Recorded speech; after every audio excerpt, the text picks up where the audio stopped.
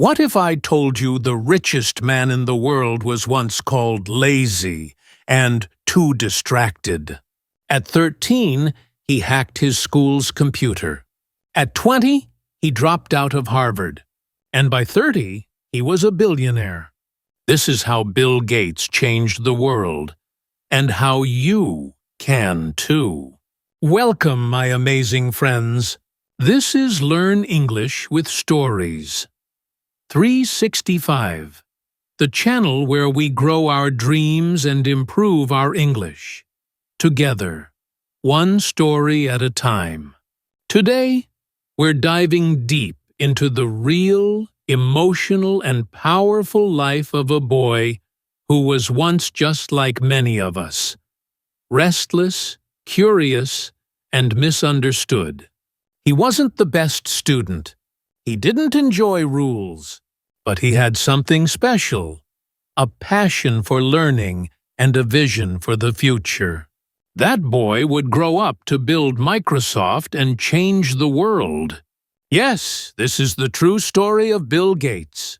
In this video, you'll improve your English listening, learn new vocabulary, and most importantly, you'll feel inspired to never give up. So take a deep breath. Open your heart. Open your mind.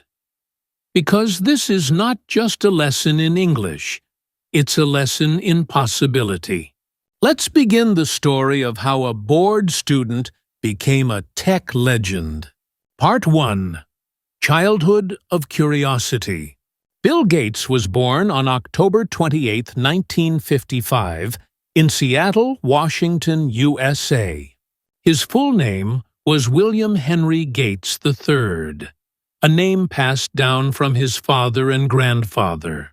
But no one in his family could have imagined that this small baby would grow up to become one of the most powerful people on the planet. Bill's family was middle class, not poor, but not rich either. His father, William Gates Sr., was a tall, disciplined lawyer who believed in hard work, education, and responsibility. His mother, Mary Maxwell Gates, was a warm and intelligent woman who worked as a teacher and later served on corporate boards. She was strong, kind, and always encouraged her children to learn and do their best. Even as a baby, Bill was different. His parents used to say that he could stare at a toy or a book for hours, trying to figure out how it worked. He was quiet, thoughtful, and deeply curious. That curiosity became one of his strongest powers. As Bill grew older, his love for learning became obvious. By the age of 7, he was already reading books far beyond his age level. Science, history, law, anything he could find, he would read. His favorite place in the house was the family's small library. He would sit alone with a big book on his lap, his eyes moving quickly across the pages, his mind racing with new ideas. But school was a different story. Bill was often bored in class. The lessons were too easy for him, and he didn't enjoy following the rules. He didn't like sitting still. He wanted to learn his way, at his speed. Some teachers thought he was just being difficult. Others noticed his brilliance. One day, when he was 9 years old, a teacher asked, "Bill, why are you always daydreaming in class?" Bill looked up and answered, "Because I already finished the book." That moment told everyone that Bill needed something more challenging. His parents understood this too. They decided to enroll him in Lakeside School, a private school known for helping bright students grow. It was one of the best decisions of Bill's life. At Lakeside, everything changed.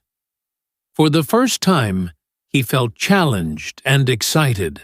He met teachers who supported him and classmates who shared his passion for learning. And more importantly, he discovered something that would change his life forever: computers. In the late 1960s, computers were big, expensive machines. Most people had never even seen one. But Lakeside School had a computer terminal that connected to a large mainframe. When Bill saw it, he was fascinated. He touched the keyboard and felt something spark inside him. It was like magic. It was like opening a door to a new world. From that moment, he wanted to know everything about computers. He began spending hours in the computer room. He skipped other classes just to sit in front of the screen and learn how to code. At first, the teachers were frustrated. But soon they realized something important. Bill wasn't wasting time. He was discovering his gift. He was building his future. Even as a child, Bill Gates showed us that curiosity is a superpower. While other kids played games, he was solving problems. While others followed the rules, he was thinking differently. He wasn't trying to fit in. He was trying to grow. And that made all the difference. This was just the beginning of his journey. From a curious boy in a library to a student who would one day change the world. Part 2. The Power of the Keyboard. At Lakeside School, Bill Gates found more than just harder classes. He found the thing that would change his life: computers. It was the late 1960s, a time when computers were still rare and mysterious. Most people had never touched one, let alone understood how they worked. But Lakeside had a special deal with a local computer company. They gave students access to a terminal connected to a powerful mainframe computer. For most students, it was just a fun machine. For Bill, it was magic. The first time Bill saw the computer terminal, his eyes lit up. It was a gray box with a keyboard and a black screen filled with strange symbols. Most kids found it confusing. Bill found it exciting. He placed his fingers on the keys and felt like he was touching the future. That moment was the spark. From that day forward, he became obsessed. He didn't just play with the computer. He wanted to understand it, to control it, to build with it. Bill began spending every free minute in the computer room. Before school, after school, even during lunch breaks. He was always there, typing lines of code and learning how to make the machine do what he wanted. He studied programming languages like BASIC and learned by trial and error. If the program didn't work, he didn't give up. He just tried again. The computer wasn't just a machine to him. It was a puzzle, and he loved solving puzzles. At first, his teachers were annoyed. They saw him skipping classes, ignoring assignments, and spending too much time with the computer. But over time, they realized something. Bill was not being lazy. He was being focused. He wasn't running from learning. He was running toward it. One of his math teachers even said, "Bill, one day you might just change the world." And Bill was not alone. At Lakeside, he met another student who shared his passion for computers, Paul Allen. Paul was 2 years older than Bill. He was quiet, thoughtful, and very smart.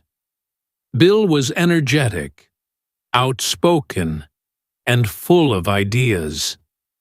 At first, they seemed like opposites, but their shared love for technology brought them together. They became close friends and spent hours talking about computers, programming, and the future. One day, Paul said something that would stay with Bill forever. "I believe one day there will be a computer on every desk and in every home." At that time, the idea sounded crazy. Computers were huge, expensive, and only used by big companies. But Bill didn't laugh. He nodded. He believed it too. Together, they started dreaming of how they could make that vision come true. They got their first chance when the school's computer time ran out. Lakeside had a limited budget and couldn't afford more hours.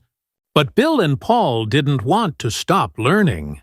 So they found a company called C Cubed, which allowed students to use their computer in exchange for help. Bill and Paul agreed to find bugs and improve the system. In return, they got unlimited computer access. They worked late into the night, fixing errors and building programs. They were just teenagers, but they were already acting like professionals. By the age of 13, Bill had written his first real program, a simple game of tic-tac-toe, where a person could play against the computer. It might seem small, but for Bill, it was a huge victory. He had made something from nothing. He had given life to lines of code. That small game gave him confidence. It showed him what was possible. Bill and Paul didn't stop there. They continued experimenting, learning, and building. They read computer magazines, explored new systems, and imagined a world where computers were part of daily life. They believed that software, the programs that ran computers, would be more important than the machines themselves. And they wanted to be the ones writing that software.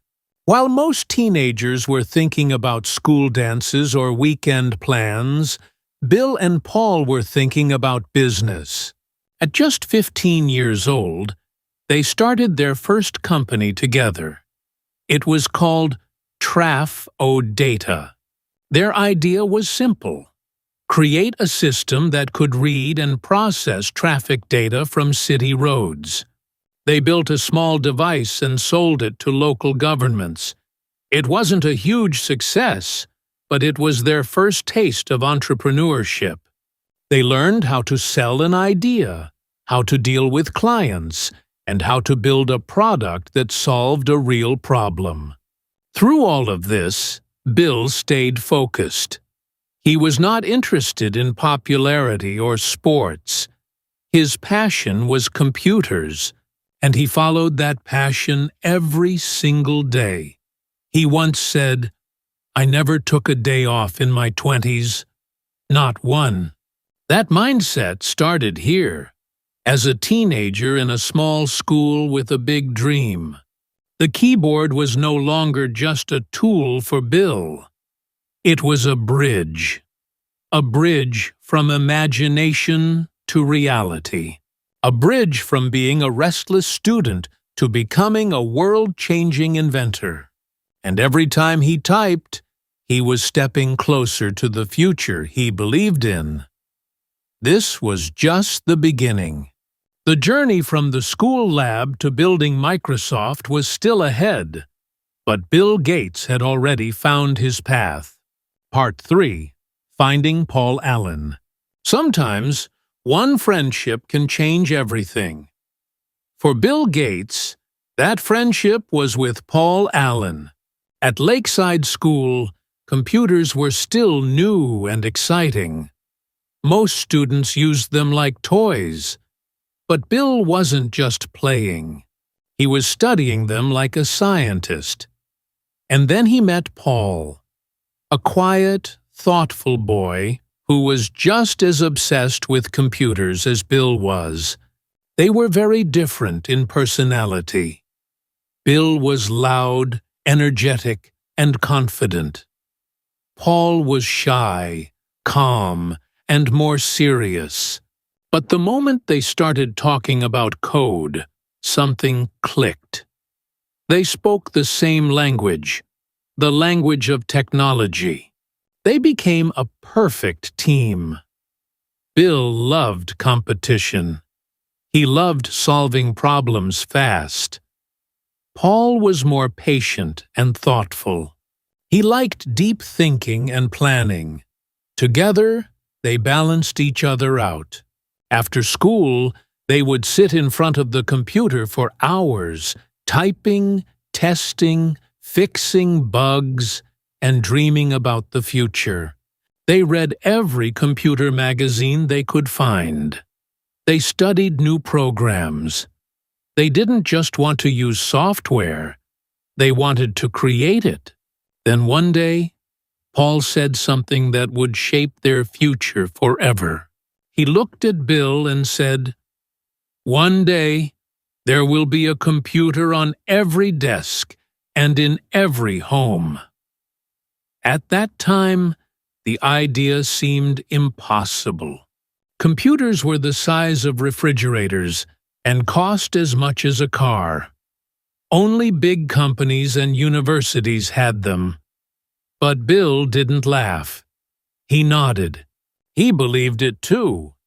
That sentence became their vision, their mission, their dream. While other students focused on sports or school clubs, Bill and Paul focused on building things. At just 15 years old, they started their first business together. It was called Dropout. Their idea was simple but smart. They wanted to help local governments read and process traffic data. Most cities used machines to count how many cars passed on the road, but the data was stored on paper tapes that were hard to read. Bill and Paul created a program that could read those tapes electronically and produce reports. They even built a small computer that could do the job. They worked in Paul's garage, soldering wires, connecting parts, and writing code.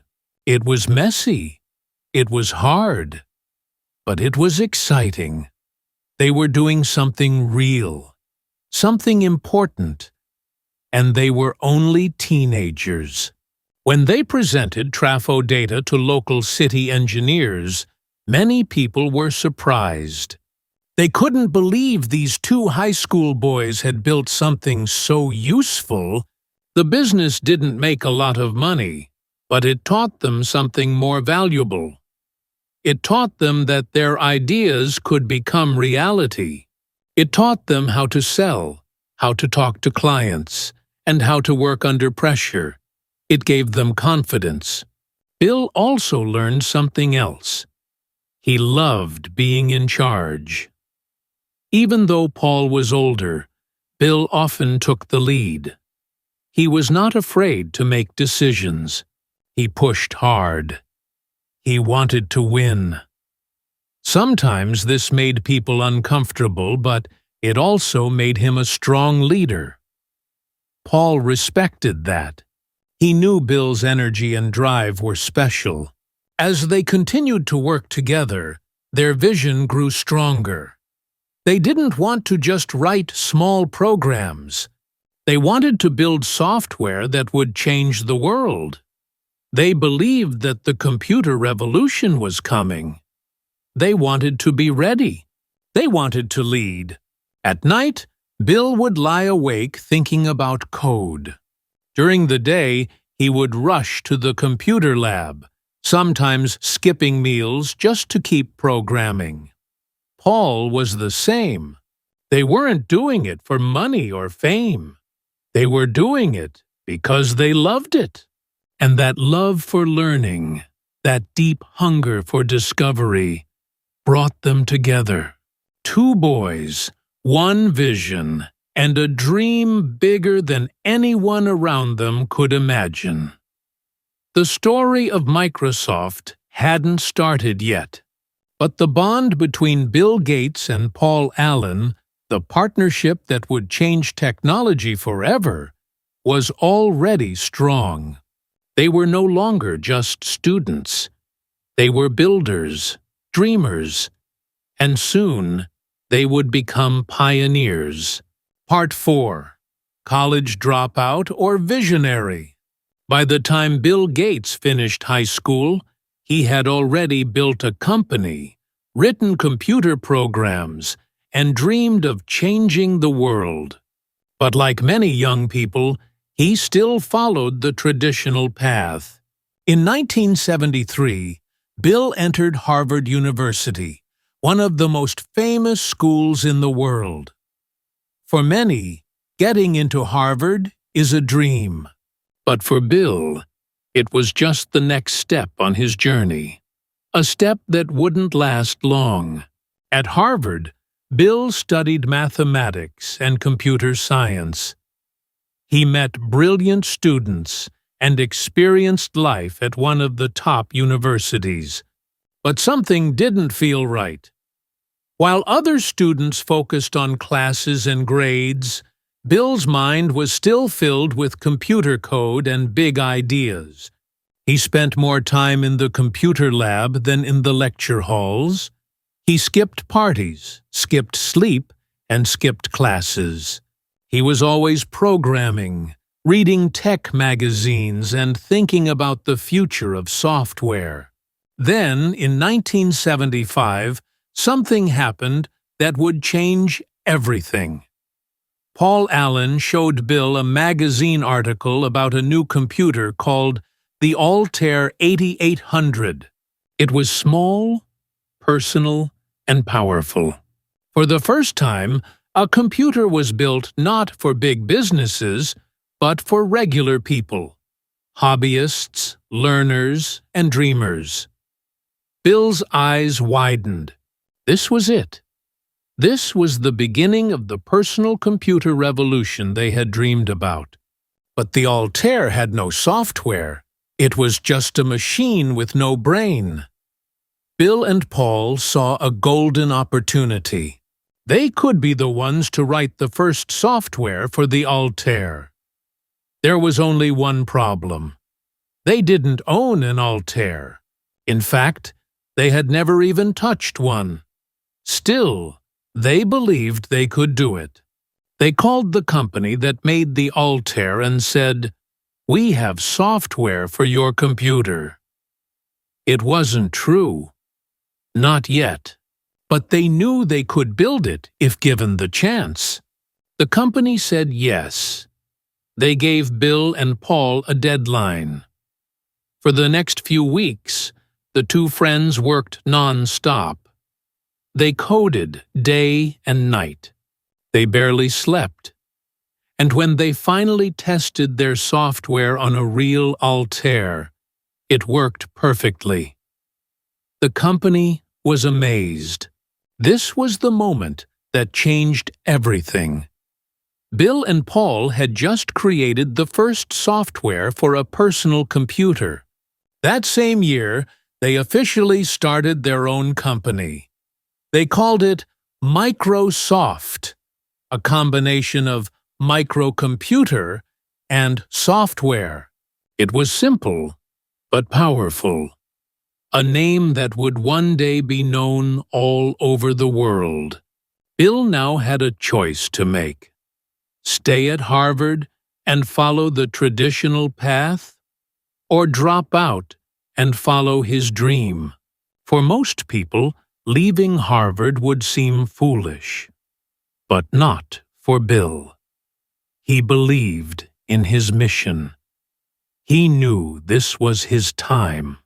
He dropped out of Harvard and moved to Albuquerque, New Mexico, where the Altair company was based. He was just 19 years old. People around him were shocked. Why would anyone leave Harvard? They asked. But Bill didn't care. He wasn't chasing grades. He was chasing the future. He believed that personal computers would become as common as telephones. He wanted to be the one building the software they would run on. In the early days of Microsoft, Bill did everything. He wrote code, managed the business, made phone calls, and handled sales. He worked long hours, often sleeping under his desk. He was completely focused. Every minute, every dollar, every decision mattered. It wasn't easy. There were failures, rejections, and challenges.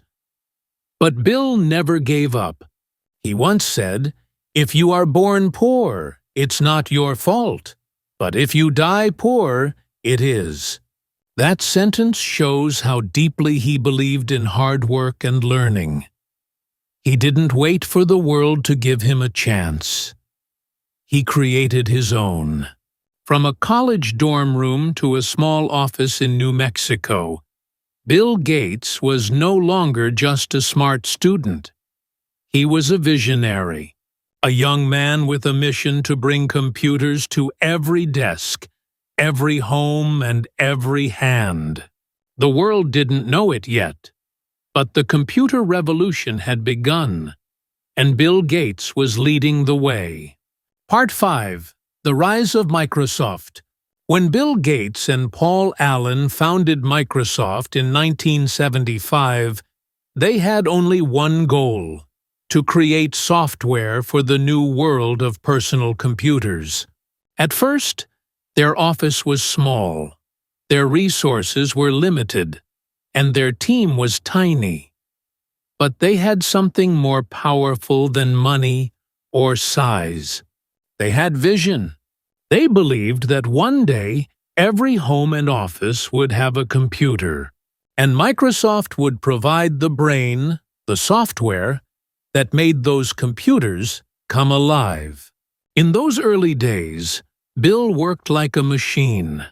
He didn't care about weekends or vacations. He often slept under his desk, ate fast food, and coded for hours without a break. He read every business book he could find. He studied every software detail. He wasn't just the founder. He was also the coder, the salesperson, the manager, and the dreamer. One of Microsoft's first big successes came with a deal that changed everything. In 1980, a large company called IBM was building its first personal computer. They needed an operating system, the main software that runs a computer. IBM approached Microsoft, but Microsoft didn't have its own operating system. Still, Bill didn't say no. Instead, he said he could get one. He found a small company that had built a basic operating system called QDOS. Microsoft bought the rights to it, improved it, and renamed it MS-DOS. Here's the genius part. Instead of selling the software to IBM just once, Bill offered to license it. That meant IBM could use MS-DOS, but Microsoft would keep the rights. Every time IBM sold a computer, Microsoft would earn money. IBM agreed. That one decision made Microsoft rich and powerful very quickly. Soon, other companies wanted to use Microsoft's software too. MS-DOS became the heart of the personal computer industry. But Bill wasn't satisfied. He wanted to make computers easier for everyone. MS-DOS was powerful, but it used only text. Users had to type commands, which was hard for beginners. So Microsoft started building something new, an operating system with pictures, icons, and a mouse. They called it Windows. The first versions of Windows were slow and simple. Some people laughed at it. But Bill believed in it. He kept improving it, step by step. In 1990, Microsoft released Windows 3.0. It was a success. It looked better, worked faster, and sold millions of copies. People loved it. Microsoft became the leader in software. Almost every computer in the world was running Microsoft products. As the company grew, Bill became known for his intense style. He was serious, sharp, and sometimes very tough. He challenged his team. He asked hard questions. He pushed everyone to do better. He didn't accept excuses. People who worked with him said he had a brilliant mind and a powerful memory. If you said something wrong in a meeting, he would catch it. He was demanding, but he also worked harder than anyone else. Microsoft expanded fast. New products, new offices, new markets. They built Word, Excel, PowerPoint, tools that became part of everyday life. In 1995, Microsoft released Windows 95. It was a global event. People lined up at midnight to buy it. It came with the famous Start button and changed the way people used computers. With this release, Microsoft truly became a tech giant. By the late 1990s, Bill Gates was one of the richest men in the world. Microsoft had become a symbol of the digital age. But success also brought problems. The U.S. government accused Microsoft of becoming too powerful and unfair to its competitors. A long legal battle began. Bill was called to court. He faced hard questions. It was a difficult time. Some people called him too aggressive.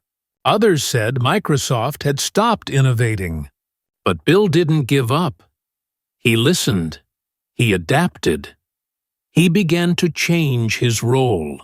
In 2000, he stepped down as CEO and focused on big ideas and long-term plans. He also started thinking about something more important than software: how to use his money and knowledge to help the world. Still, the rise of Microsoft remains one of the most incredible stories in business history. From a tiny office in New Mexico to leading the global tech world, Bill Gates had made his dream real. He had taken a simple belief that software would power the future and turned it into a billion-dollar empire. Behind every success was effort. Behind every product was passion. Bill didn't win because he was lucky. He won because he worked harder, thought deeper, and believed stronger. His story is a reminder that true innovation starts with a dream, grows with learning, and becomes real through action. And Microsoft? It all began with 2 boys, 1 keyboard, and a vision no one else believed in. Part 6.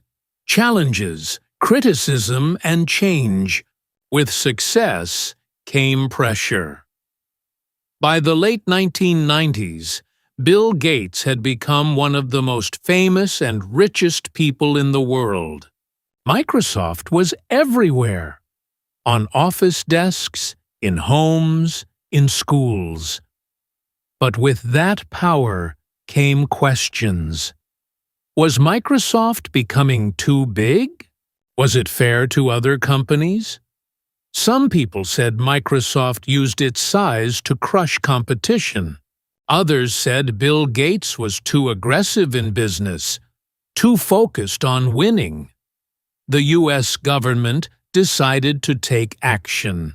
In 1998, Microsoft was taken to court in a huge antitrust case. The government said Microsoft had created a monopoly, meaning they controlled the market too much and didn't allow others to grow. They focused on how Microsoft included Internet Explorer, its web browser, with Windows. This made it harder for other browsers to succeed. Bill Gates had to face lawyers, judges, and reporters. The trial was long, difficult, and full of tension. At times, Bill appeared frustrated and defensive. Some people said he wasn't ready to be questioned. Others said he was simply trying to protect his life's work. In the end, the court decided that Microsoft did act unfairly. There was talk of breaking the company into smaller parts, but that didn't happen. Instead, Microsoft agreed to change some of its practices. It was a painful chapter in the company's history. Bill had to learn something new.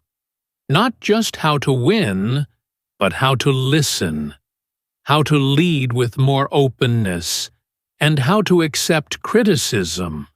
This period changed him. Slowly, Bill began to step back from the front lines of Microsoft. He still cared about technology, but something inside him was shifting. He started thinking about the bigger picture. He looked at the world. Not just software, but problems like disease, poverty, and education. He realized that his money and mind could do more than just build computers. They could save lives.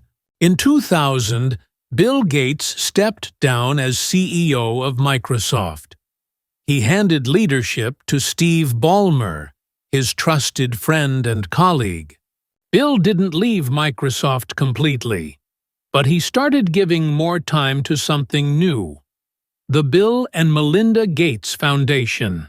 With his wife Melinda, he created one of the largest private charities in the world. Their goal: to fight global problems, support education, and make healthcare better for all. This new mission gave Bill a new identity. He was no longer just a software genius. He was becoming a global humanitarian.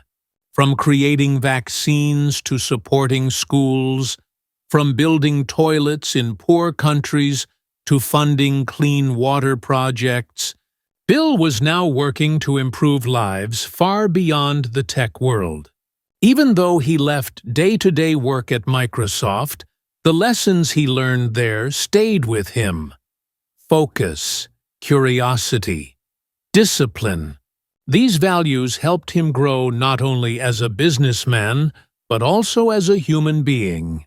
The boy who once skipped class to play with computers was now helping shape the future of the world. Bill Gates had faced challenges, criticism, and change. But through it all, he kept learning. And that made all the difference. Conclusion: Legacy of a learner. Bill Gates didn't just build a software company.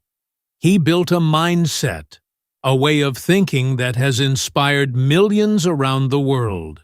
From a restless boy who read too fast for his teachers, to the founder of Microsoft, to one of the most generous humanitarians in history, Bill's journey teaches us one powerful lesson: learning never stops. He was never the most athletic, the most popular, or the most obedient student. But he was curious. He asked questions. He challenged the rules. While others followed instructions, he imagined new ways to do things. That curiosity turned into code. That code turned into a company. And that company turned into a revolution. Even after becoming the richest man in the world, Bill Gates never stopped learning. He still reads over 50 books a year. He still asks difficult questions. He still works to understand new ideas. Whether it's about computers, health, or climate change, he always approaches the world like a student. What can we learn from him? You don't need to be perfect. You don't need to come from a rich family. You just need a passion to learn and the courage to act. You need the strength to keep going when things get hard, and the vision to see beyond what others believe is possible. Today, people around the world use the tools he helped create. Students type essays on Microsoft Word. Workers make presentations with PowerPoint. Millions connect through devices that were made easier by his software. But even more powerful is the message he leaves behind. Believe in learning. Believe in yourself. So, my dear learners, what is the dream inside you? What's the idea you've been afraid to start?